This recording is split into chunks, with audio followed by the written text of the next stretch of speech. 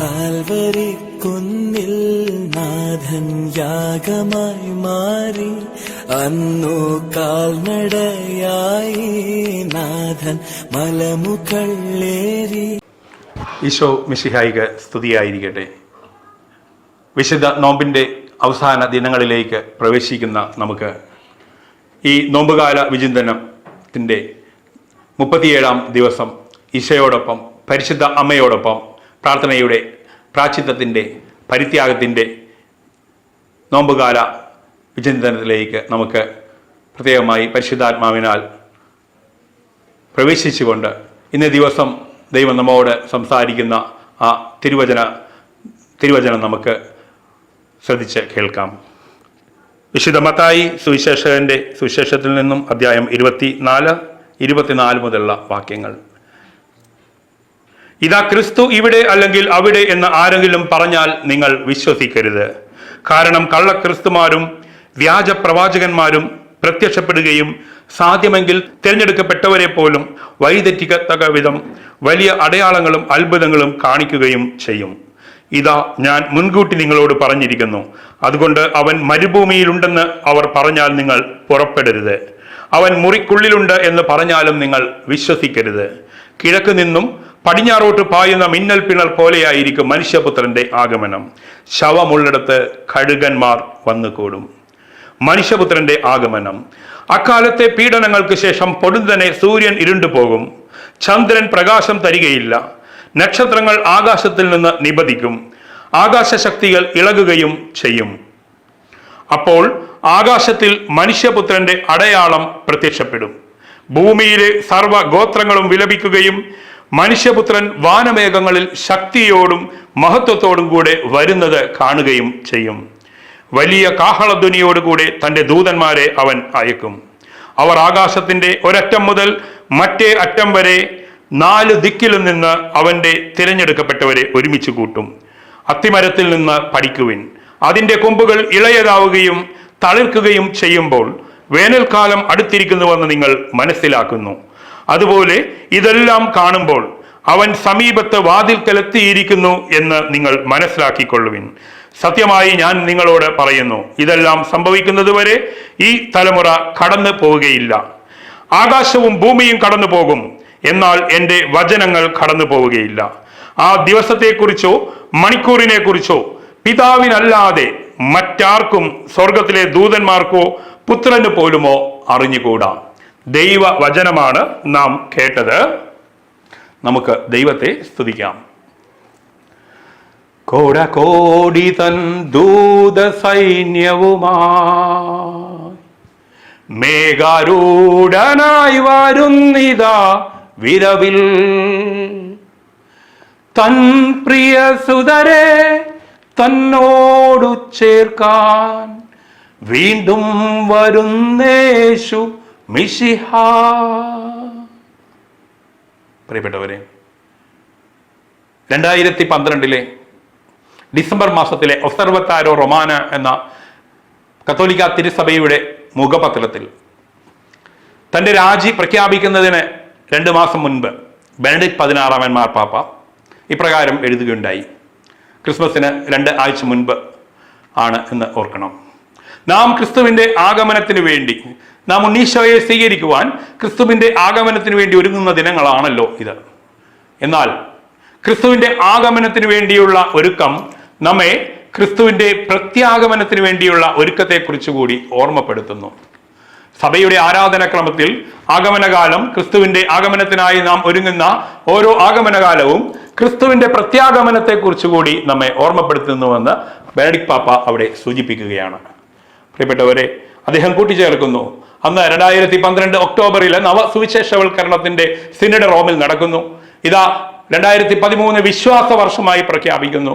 വിശ്വാസ വർഷം നാളിതുവരെയുള്ള മുഴുവൻ ക്രൈസ്തവരും കത്തോലിക്കരും ഇതാ താങ്കൾ സ്വീകരിച്ച, പൂർവികരിൽ നിന്ന് തങ്ങൾ സ്വീകരിച്ച വിശ്വാസം പുതുതലമുറയ്ക്ക് കൈമാറുവാൻ വേണ്ടി വിവിധ തട്ടുകളിലായിട്ട് ഇനിയും സുവിശേഷം അറിയാത്തവര്, ക്രിസ്തുവിനെ അറിയാത്തവര്, ക്രിസ്തുവിനെ അറിഞ്ഞിട്ടും അറിയാത്തതുപോലെ ജീവിക്കുന്നവര്, ക്രിസ്തുവിനെ അറിഞ്ഞിട്ടും സ്വീകരിക്കാത്തവര്, ഇങ്ങനെയെല്ലാം വിവിധ തട്ടുകളിലെ നവസുവിശേഷ വൽക്കരണത്തെ കുറിച്ചുള്ള പരിശുദ്ധ പിതാവിന്റെ ആ ചിന്തകള് പിന്നീട് ഒബ്സർവത്താരോ റൊമാനോയിൽ ഇദ്ദേഹം കുതികുറിക്കുന്നത് ഇപ്രകാരമാണ്: ക്രിസ്തുവിന്റെ പ്രത്യാഗമനത്തിന് വേണ്ടിയുള്ള ഒരുക്കത്തെക്കുറിച്ച് കൂടി ഈ ആഗമനകാലം നമ്മെ ഓർമ്മപ്പെടുത്തുന്നുവെന്ന് മാത്രമല്ല, നവസുവിശേഷവൽക്കരണത്തിന് വേണ്ടിയുള്ള സഭയുടെ ചുവടുവയ്പ്പുകള് സഭയുടെ ക്രിസ്തുവിന്റെ രണ്ടാം വരവിനായുള്ള ഒരുക്കത്തിന്റെ ഭാഗമായി തന്നെ ഉള്ളതാണെന്ന് അദ്ദേഹം പറയുന്നു. 2012 ഒക്ടോബറിലെ ജനറൽ സിനഡായി നവസുവിശേഷവൽക്കരണത്തെക്കുറിച്ച് ലോകമാസകലമുള്ള മെത്രാന്മാരെ ഒരുമിച്ച് കൂട്ടിക്കൊണ്ട് ഈ സിനഡ് പൂർത്തിയായി. പിന്നീട് ഡിസംബറോടുകൂടി വിശ്വാസവർഷം 2013 വിശ്വാസവർഷമായി പ്രഖ്യാപിക്കുന്ന ബെനഡിക്ട് പാപ്പ തുടർന്നുള്ള വർഷങ്ങള് സമർപ്പിത വർഷമായി, കുടുംബവർഷമായി, അങ്ങനെ പലവിധ ക്രമീകരണങ്ങളിലൂടെ സഭയെ ഒന്നടങ്കം നവസുവിശേഷവൽക്കരണത്തിലേക്ക് ഒരുക്കുവാനുള്ള കർമ്മ പദ്ധതികൾ ആവിഷ്കരിക്കുകയായിരുന്നു അന്ന് ചെയ്തത്. ഇന്ന് പരിശുദ്ധ പിതാവായ ഫ്രാൻസിസ് പാപ്പായും കഴിഞ്ഞ 12 വർഷത്തെ അദ്ദേഹത്തിന്റെ പാപ്പാ സ്ഥാനത്ത് നിന്നുകൊണ്ടുള്ള പ്രവർത്തനങ്ങളെല്ലാം തന്നെ ആത്യന്തികമായി നവസുവിശേഷവൽക്കരണത്തിനായി വ്യക്തികളെ, കുടുംബങ്ങളെ, സമൂഹങ്ങളെ, പ്രാദേശിക സഭകളെ, ആഗോള സഭയെ ഒന്നടങ്കം ഒരുക്കുക തന്നെയാണ് ചെയ്യുന്നത്. പ്രിയപ്പെട്ടവരെ, ലോകം ഉടനെ അവസാനിക്കും, ക്രിസ്തു ഇതാ വന്നു കഴിഞ്ഞു എന്നെല്ലാമുള്ള ഊഹാപോഹങ്ങൾ തീർച്ചയായും നമ്മെ അസ്വസ്ഥപ്പെടുത്തുകയോ ഭയപ്പെടുത്തുകയോ വേണ്ടതില്ലെങ്കിൽ കൂടിയും, ആ സമയത്തെക്കുറിച്ച് പിതാവിനല്ലാതെ മറ്റാർക്കും അറിയില്ല എന്ന് ക്രിസ്തു തന്നെ പറയുമ്പോൾ കൂടിയും, ഇതാ ഈശോ തന്റെ സുവിശേഷത്തിൽ തന്റെ തന്നെ നേരിട്ടുള്ള പ്രബോധനങ്ങളിലൂടെ, അപ്പോസ്തലന്മാര് തങ്ങളുടെ ലേഖനങ്ങളിലൂടെ എല്ലാം ക്രിസ്തുവിന്റെ രണ്ടാം വരവിന്റെ ലക്ഷണങ്ങൾ പറഞ്ഞു വെക്കുന്നു. അത്തിവൃക്ഷത്തിന്റെ ഇല തളിർക്കുമ്പോൾ അല്ലെങ്കിൽ അനേകം കാര്യങ്ങൾ പറഞ്ഞുകൊണ്ട് ആ രണ്ടാം വരവിന്റെ ക്രിസ്തുവിന്റെ യുഗാന്ത്യോന്മുഖമായിട്ടുള്ള ക്രിസ്തുവിന്റെ രണ്ടാം വരവിനോടനുബന്ധിച്ച് നടക്കുന്ന ലക്ഷണങ്ങളെല്ലാം പറയുന്നു. എങ്കിലും ആത്യന്തികമായി ഒരു ലക്ഷണം നാം മനസ്സിലാക്കണം. എന്നാൽ ഇതിനെല്ലാം മുമ്പേ സകല ജനതകളോടും സുവിശേഷം പ്രഘോഷിക്കപ്പെടേണ്ടിയിരിക്കുന്നു എന്ന് മാർക്കോസ് ശ്ലീഹ രേഖപ്പെടുത്തിയിരിക്കുന്നു. ആയതിനാൽ ആത്യന്തികമായി നാം ആലോചിക്കേണ്ട ഒരു കാര്യം സകല ജനതകളോടും സുവിശേഷം പ്രസംഗിക്കപ്പെട്ടോ എന്നതാണ്. കഴിഞ്ഞ 20-21 നൂറ്റാണ്ട് കാലഘട്ടത്തിൽ യാത്രാ സൗകര്യങ്ങൾ ഇന്നുള്ളതുപോലെ ഇല്ലാത്ത, മാധ്യമ സംവിധാനങ്ങൾ ഇന്നുള്ളതുപോലെ ഇല്ലാത്ത, പ്രസിദ്ധീകരണങ്ങളും പ്രിന്റിംഗ് ടെക്നോളജി ഒന്നും കണ്ടുപിടിക്കപ്പെടാത്ത ഒരു കാലഘട്ടത്തിൽ നിന്ന് ഇന്ന് എല്ലാ വിധത്തിലും അഡ്വാൻസ്ഡ് ആയ ഒരു ലോകക്രമത്തില് മാനവകുലം എത്തി നിൽക്കുമ്പോൾ ലോകത്തിലെ അവസാന മനുഷ്യൻ വരെ നമ്മുടെ കൺവെട്ടത്തുണ്ട്, അല്ലെങ്കിൽ അവനിലേക്ക് വരെ റീച്ച് ചെയ്യാൻ നമുക്ക് സാധിക്കുമെന്നിരിക്കെ നവസുവിശേഷവൽക്കരണത്തിന്റെ ഏറ്റവും പീക്ക് സ്റ്റേജിലാണ് നമ്മൾ ആയിരിക്കുന്നത്. എന്നാൽ നമ്മളുടെ ആ ആത്യന്തികമായ പ്രേക്ഷിത ദൗത്യത്തിൽ നിന്ന് നമ്മൾ ആഭ്യന്തരമായിട്ടുള്ള കലഹങ്ങളില്, അതുമല്ലെങ്കിൽ മറ്റു പല വിധത്തിലുള്ള ഭൗതികതയുടെ അതിപ്രസരത്തില്, ലൗകായതികതയുടെ അതിപ്രസരത്തില് സഭ ഒന്നടങ്കം, അല്ലെങ്കിൽ സഭാതനയരും അൽമായരും എല്ലാവരും അതിലെല്ലാം ആയിരുന്നുകൊണ്ട് നമ്മുടെ പ്രാഥമികവും പ്രധാനപ്പെട്ടതുമായ പ്രേക്ഷിത ദൗത്യം ഇനിയും സുവിശേഷം അറിയാത്തവരിലേക്ക് സുവിശേഷം എത്തിക്കുക ക്രിസ്തുവിന്റെ രണ്ടാം വരവിന് മുന്നായി സകല ജനതകളിലേക്കും സുവിശേഷം എത്തിക്കുകയെന്ന അടിസ്ഥാന ദൗത്യത്തിൽ നിന്ന് നാം പിന്നോട്ട് പോവുകയാണെന്നുള്ള കാര്യം ഇത്തരുണത്തിൽ നമ്മൾ ഓർക്കേണ്ടതാണ്. നമ്മളെക്കുറിച്ച്, അല്ലെങ്കിൽ യുഗാന്ത്യ സഭയെക്കുറിച്ച്, അന്ത്യകാല സഭയെക്കുറിച്ച് സെയിന്റ് അഗസ്റ്റിൻ ഇപ്രകാരം പറയുന്നു: അന്തിമ നാളുകളിൽ വരാനിരിക്കുന്ന മഹാവിശുദ്ധർ അവരോട് തുലനം ചെയ്യുമ്പോൾ നമ്മുടെ നാളുകളിലെ വിശുദ്ധർ നിസ്സാരരാണ് എന്ന്. ഓർക്കണം, 17 നൂറ്റാണ്ട് മുൻപ്, 3-ാം നൂറ്റാണ്ട് 4-ാം നൂറ്റാണ്ടിൽ ജീവിച്ചിരുന്ന വിശുദ്ധ അഗസ്തീനോസ് പച്ചയായി മനുഷ്യരെ തിളച്ച എണ്ണയിലേക്ക് ഇടുന്ന, തീക്കനലുകളിലൂടെ നടത്തുന്ന, തൊലിയുരിയുന്ന, വന്യമൃഗങ്ങൾക്ക് ഇട്ടുകൊടുക്കുന്ന, തീപ്പന്തം പോലെ കത്തിച്ചു നിർത്തുന്ന, ഇപ്രകാരമെല്ലാം ക്രൂരതകളിലൂടെ ക്രിസ്ത്യാനി കടന്നു പോകുന്ന കാഴ്ചകൾ കണ്ട അനേകം വിശുദ്ധാത്മാക്കളെ ഭക്ഷണത്തിലും മറ്റും മണ്ണുമെല്ലാം വാരി ഇട്ട് അത് കഴിച്ചുകൊണ്ട് പരിഹാര പ്രവൃത്തി ചെയ്യുന്ന, അല്ലെങ്കിൽ ചാക്കൊടുക്കുന്ന, വളരെ മരുഭൂമിയിലും വളരെ കഠിനമായ തപശ്ചര്യകളിലൂടെ കടന്നുപോയ വിശുദ്ധാത്മാക്കളെല്ലാം കണ്ട വിശുദ്ധ അഗസ്തീനോസ് പറയുന്നു: അന്ത്യനാളുകളിൽ വരാനിരിക്കുന്ന മഹാവിശുദ്ധർ അവരോട് തുലനം ചെയ്യുമ്പോൾ തന്റെ നാളുകളിലെ വിശുദ്ധർ നിസ്സാരരാണ് എന്ന്. എന്തുകൊണ്ടാണ് നമ്മെ നോക്കി, അല്ലെങ്കിൽ അന്ത്യനാളുകളിലെ ക്രിസ്ത്യാനിയെ നോക്കി വിശുദ്ധ അഗസ്റ്റിൻ അപ്രകാരം പറയുന്നത്? ആദിമസഭയിൽ 3 തരം ക്രിസ്ത്യാനിയെ ഉള്ളൂ പ്രിയപ്പെട്ടവരെ. 1 അപ്പോസ്തലർ, 2 രക്തസാക്ഷികൾ, 3 വിശുദ്ധർ. എഫേസോസിലെ വിശുദ്ധർ, കൊറിന്തോസിലെ വിശുദ്ധർ, ഫിലിപ്പിയായിലെ വിശുദ്ധർ, മുഴുവൻ ക്രിസ്ത്യാനികളും വിശുദ്ധരെന്നറിയപ്പെട്ടു. എന്നാൽ എന്തേ ഈ അന്ത്യനാളുകളിൽ നമ്മൾ പലപ്പോഴും നാമമാത്ര ക്രിസ്ത്യാനിയായി, പേരിന് മാത്രം ക്രിസ്ത്യാനിയായി, ഈ 3ലും പെടാത്ത ഒരു ഗണമായി മെജോറിറ്റി, ഭൂരിഭാഗം വരുന്നവർ നിൽക്കുന്നു? നാം എന്തേ അന്ത്യകാല അപ്പോസ്തലന്റെ, അന്ത്യകാല വിശുദ്ധന്റെ, അന്ത്യകാല രക്തസാക്ഷിയുടെ വിളിയോട് പുറംതിരിഞ്ഞു നിൽക്കുന്നു? ആത്യന്തികമായി നമ്മുടെ വിളി, ക്രിസ്തുവിന്റെ ഈ രണ്ടാം വരവിനെ കുറിച്ചുള്ള പ്രബോധനം, സുവിശേഷ ഭാഗം നമ്മെ നമ്മുടെ വിളിയെക്കുറിച്ച് ഓർമ്മപ്പെടുത്തുന്നു. നമ്മൾക്ക് ഏൽപ്പിക്കപ്പെട്ടിരിക്കുന്ന ആത്മാക്കളെ കുറിച്ച് ഓർമ്മപ്പെടുത്തുന്നു. ആത്യന്തികമായി നമ്മൾ ക്രിസ്തുവിന്റെ സുവിശേഷം ഇനിയും എത്താത്ത ഇടങ്ങളിലേക്ക്, ഇനിയും എത്തിപ്പെടാത്ത ഇടങ്ങളിലേക്ക്, ഇനിയും ക്രിസ്തുവിനെ അറിയാത്തവരിലേക്കെല്ലാം എത്തിപ്പെടേണ്ടതിന്റെ ഗൗരവത്തെക്കുറിച്ച് ഓർമ്മപ്പെടുത്തുന്നു. പ്രിയപ്പെട്ടവരെ, അവിടെയാണ് നമ്മൾ അന്ത്യകാല അപ്പോസ്തലന്റെ, അന്ത്യകാല രക്തസാക്ഷിയുടെ, അന്ത്യകാല വിശുദ്ധരുടെ നമ്മളുടെ വിളിയെക്കുറിച്ച് കൂടുതൽ ബോധവാന്മാരാവുകയും കൂടുതൽ ഗോതമ്പ് മണി നിലത്ത് വീണ് അഴിയുന്നത് പോലെ അഴിയുവാൻ, ബലിയുടെ ഒരു ജീവിതത്തിലേക്ക്, വിക്ടിം സോൾ, ബലിയുടെ സഹനാത്മാക്കളായി സഹിക്കുന്ന ബലിയുടെ ആത്മാക്കളായി മാറിക്കൊണ്ട് അനേകം ആത്മാക്കളെ രക്ഷിക്കുവാൻ വേണ്ടിയുള്ള പ്രാർത്ഥനയുടെയും പ്രാശ്ചിത്തത്തിന്റെയും പരിഹാരത്തിന്റെയും ഒരു ജീവിത അവസ്ഥ നാം തിരഞ്ഞെടുക്കേണ്ടതിനെ കുറിച്ച് അവിടെയാണ് നാം ബോധവാന്മാരാകേണ്ടത്. പ്രിയപ്പെട്ടവരെ, പ്രത്യേകമായിട്ട് 2 തെസലോനിക്കയിലും മറ്റും ഇതാ തിരുവചനം പറയുന്നു, വിശ്വാസത്യാഗമുണ്ടാകുമെന്ന്. ആ ദിവസങ്ങൾക്ക് മുൻപേ തിരഞ്ഞെടുക്കുന്നവരെ പോലും വഴിതെറ്റിക്കുന്ന അത്ഭുതങ്ങളും അടയാളങ്ങളോടും കൂടി നാശത്തിന്റെ സന്താനമായ അരാജകത്വത്തിന്റെ മനുഷ്യൻ പ്രത്യക്ഷപ്പെടുമെന്ന്. എന്നാൽ സത്യത്തെ തിരിച്ചറിഞ്ഞിട്ടും മിഥ്യയായതിനെ, തെറ്റായതിനെ പിൻചെല്ലുന്നവർക്ക് അതിനെ പിൻചെല്ലുവാൻ തക്ക മിഥ്യാബോധം ദൈവം തന്നെ അവരിൽ ഉണർത്തുമെന്നും പറയുന്നു. ഇന്നലകളിൽ ഇതാ ദൈവഹിതപ്രകാരം ഇസ്രായേൽ ജനം ഈജിപ്തിൽ നിന്ന് ഓടി ചെങ്കടൽ കടക്കുന്ന സമയം, അവര് മരുഭൂമിയിലേക്ക് പ്രവേശിക്കുമ്പോൾ ഇതാ മനസ്സ് മാറി ഫറവോ തന്റെ സൈന്യത്തെ പിന്നാലെ അയക്കുന്നുണ്ട്. തെറ്റായ കാര്യമാണ് തങ്ങൾ ചെയ്യുന്നത് അറിഞ്ഞിട്ടും അവരിതാ ഈ ദൈവത്തിന്റെ സ്വന്തം ജനത്തിനെ അവര് പിന്തുടരുന്നു. എന്നാൽ ചെങ്കടലിന്റെ മധ്യത്തിൽ ദൈവം തന്റെ ജനത്തെ അക്കരെ കടത്തുകയും ഈജിപ്തിലെ സൈന്യത്തെ, ഫറവോയുടെ സൈന്യത്തെ ചെങ്കടലിൽ മുക്കിത്താഴ്ത്തുകയും ചെയ്യുന്ന കാഴ്ച നമ്മൾ കാണുന്നുണ്ട്.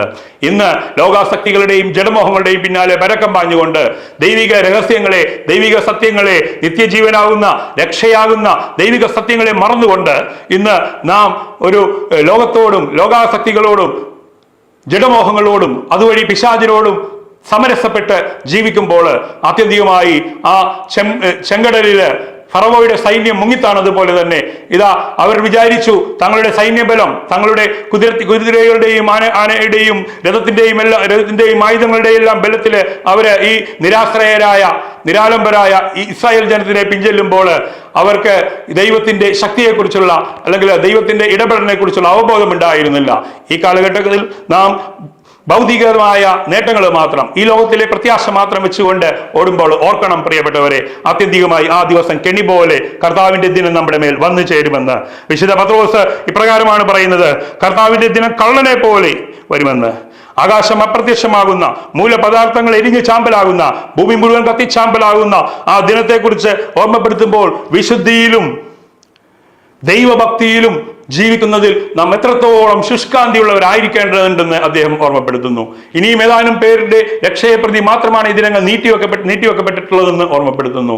തീർച്ചയായും ഈ നോമ്പുകാലത്ത് നാം അനേകം ആത്മാക്കളുടെ രക്ഷയ്ക്ക് വേണ്ടി പ്രാർത്ഥിക്കുവാൻ, പ്രാശ്ചിത്തങ്ങൾ ചെയ്യുവാൻ, ദാനധർമ്മവും ഉപവാസവും എല്ലാം സമർപ്പിക്കുവാൻ വിളിക്കപ്പെട്ടവരാണ് പ്രിയപ്പെട്ടവരെ. നാം സുവിശേഷവൽക്കരണത്തിന്റെ കാലഘട്ടത്തിലാണ് നിൽക്കുന്നതെന്ന് മറക്കരുത് പ്രിയപ്പെട്ടവരെ.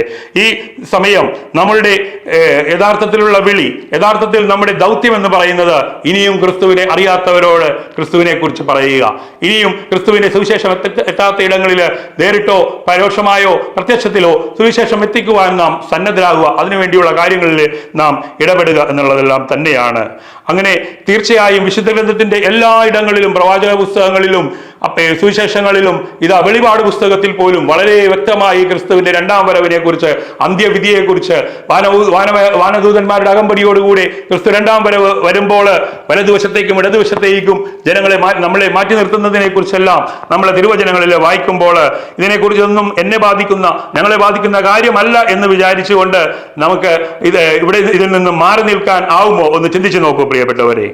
നവസുവിശേഷവൽക്കരണത്തിന്റെ നക്ഷത്രം എന്ന പരിശുദ്ധ ബെനഡിക്ട് പാപ്പായും നവസുവിശേഷവൽക്കരണത്തിന്റെ അമ്മയെന്ന് വിശുദ്ധ ജോൺ പോൾ മാർപ്പാപ്പയും പരിശുദ്ധ അമ്മയെ വിളിക്കുന്നു. ആദ്യ വരവ് പരിശുദ്ധ അമ്മയിലൂടെയാണ് ക്രിസ്തു ഈ മണ്ണിലേക്ക് വന്നതെങ്കിൽ അവന്റെ രണ്ടാം വരവിലും പരിശുദ്ധ അമ്മയിലൂടെ തന്നെയായിരിക്കും ക്രിസ്തു കടന്നു വരുന്നതെന്ന് അനേകം വിശുദ്ധാത്മാക്കളെ ഓർമ്മപ്പെടുത്തുന്നു. അവിടെ ഫാത്തിമയിലും ലൂർദിലും മെഡ്ജുഗോറിയയിലും ആംസ്റ്റർഡാമിലും അക്കിത്തായിലും ഗരബന്താളിലും എല്ലാം അമ്മ കടന്നു വരുന്നപ്പോൾ യഥാർത്ഥത്തിൽ ക്രിസ്തുവിന്റെ രണ്ടാം വരവിന് വേണ്ടി സഭയെ ഒരുക്കുന്ന സന്ദേശങ്ങളാണ് അമ്മ തന്നിട്ടുള്ളതെന്നും നമ്മൾ മറക്കരുത് പ്രിയപ്പെട്ടവരെ. ആയതിനാൽ ഈ 37-ാം ദിവസത്തില് നോമ്പുകാലത്തിൽ നമ്മൾ ആയിരിക്കുമ്പോൾ ജാഗരൂകരായിരിക്കുവിൻ എന്ന ആ ഈശോയുടെ പ്രബോധനം നമുക്ക് ഓർക്കാം. ഈ വായിച്ചു കേട്ട വചനഭാഗത്തിന് പിന്നാലെ ഈശോയുടെ തിരുവചനം അപ്രകാരമാണ്: ജാഗരൂകരായിരിക്കുവാൻ. ആ മണിക്കൂറിനെ കുറിച്ചോ ദിവസത്തെക്കുറിച്ചോ പിതാവിനല്ലാതെ പുത്രനെ പോലും അറിയില്ല എന്ന് പറഞ്ഞിട്ട് ജാഗരൂകരായിരിക്കുവാനാണ് കർത്താവ് പറയുന്നത്.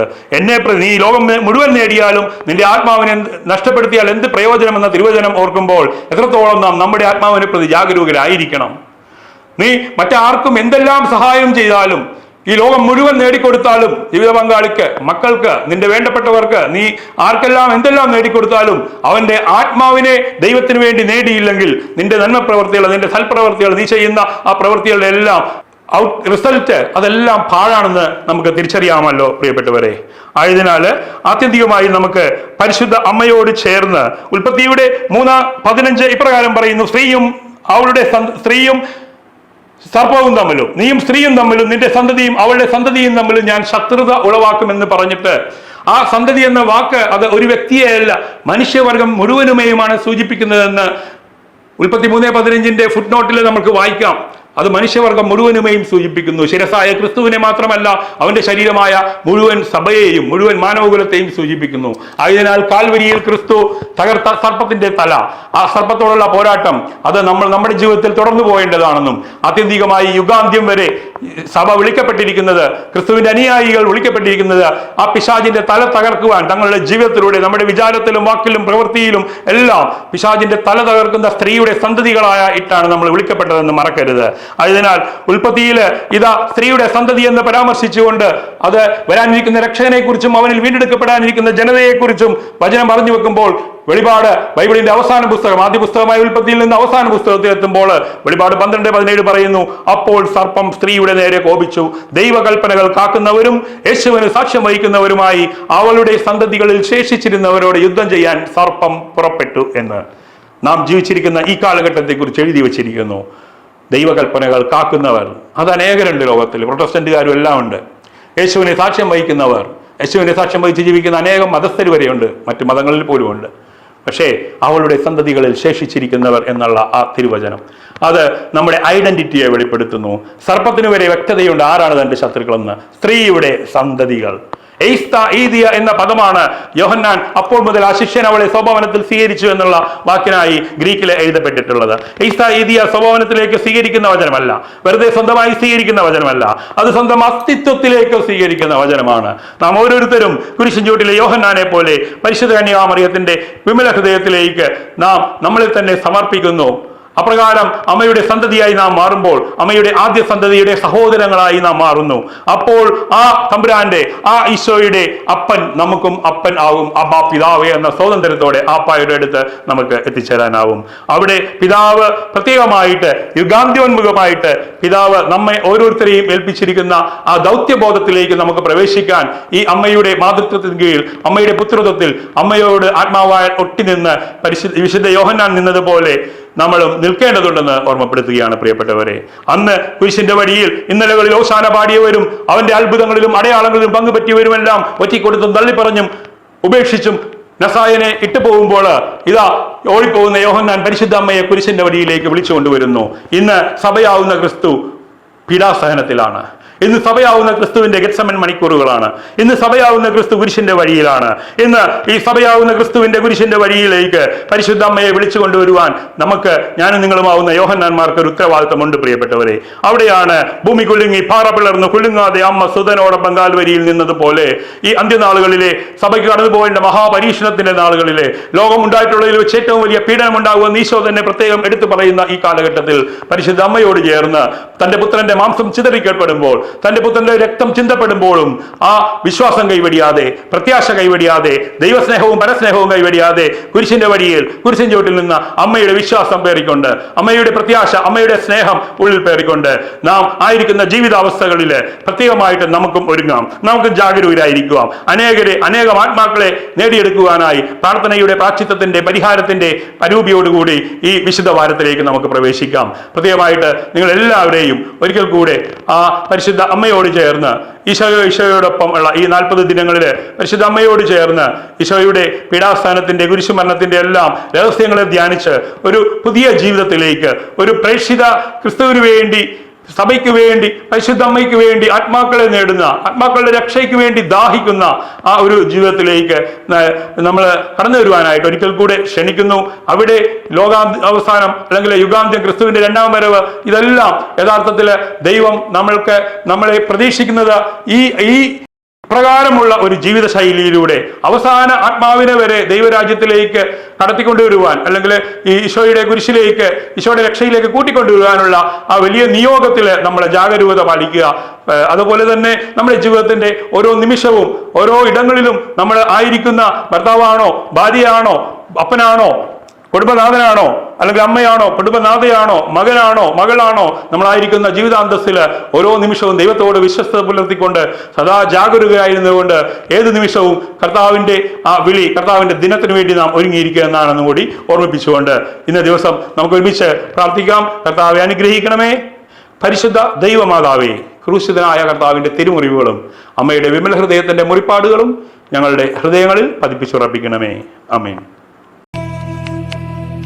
കാൽവരി കുന്നിൽ നാഥൻ യാഗമായി മാറി, അന്നു കാൽനടയായി നാഥൻ മലമുകളേറി.